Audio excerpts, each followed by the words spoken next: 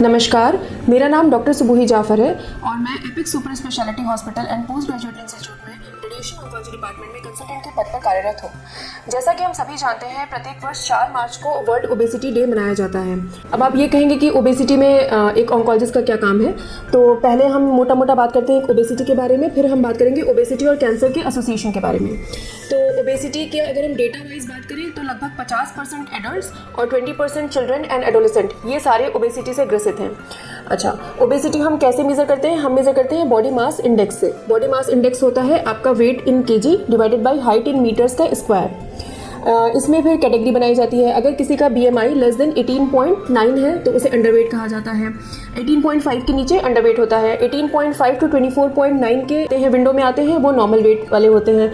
25 से 29.9 तक हमारा ओवरवेट होता है। 30 से 39.9 तक ओबेसिटी आ जाती है और 40 या मोर देन 40 के ऊपर सीवियर ओबेसिटी आ जाती है। तो इसमें क्या होता है कि जब कोई पर्सन ओबीज होता है तो उसमें शुगर, BP, हार्ट की दिक्कत या फिर स्ट्रोक होने का चांस बढ़ जाता है। उसके अलावा मोटा मोटा अगर देखा जाए तो 13 तरह के कैंसर होने का चांस भी बढ़ता है, जिसमें अगर हम हेड टू टो की बात करें तो इसमें आता है meningioma, thyroid, adenocarcinoma oesophagus, stomach, pancreas, liver and gall bladder, then colon, ovary, endometrium, उसके अलावा आपका मल्टीपल माइलोमा, ब्रेस्ट और लिवर, ये सारे आपके कैंसर्स होते हैं जो कि ओबेसिटी से एसोसिएटेड होते हैं।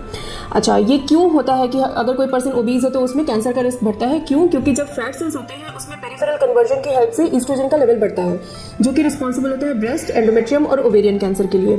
दूसरा जो इसका रीज़न होता है वो ये होता है कि इसमें जो ओबीज लोग होते हैं उसमें इंसुलिन और इंसुलिन लाइक ग्रोथ फैक्टर्स का लेवल ज़्यादा होता है, जो कि इंसुलिन रेजिस्टेंस कराता है, जिसकी वजह से शुगर होती है। उसके अलावा इन पेशेंट्स में कोलन, किडनी, प्रोस्टेट और एंडोमेट्रियल कैंसर होने का चांस बढ़ता है।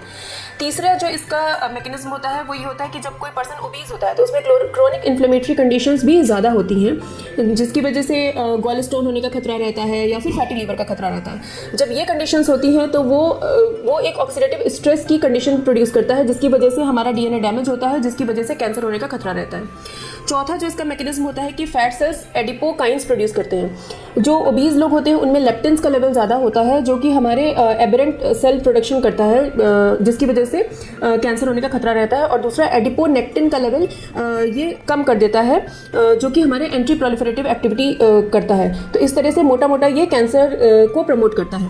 जो पांचवा मैकेनिज्म होता है वो ये होता है कि फैट सेल्स mTOR और AMP प्रोटीन काइनेज पाथवे को भी हैम्पर करते हैं या उसको इनहिबिट करते हैं। अब ये क्यों इंपॉर्टेंट है? क्योंकि mTOR इनहिबिटर्स बहुत तरह के कैंसर्स के ट्रीटमेंट में यूज़ होते हैं, जैसे कि एडवांस स्टेजेस में ब्रेस्ट हो गया, पेंक्रियास, प्रोस्टेट, फिर सार्कोमा हो गया।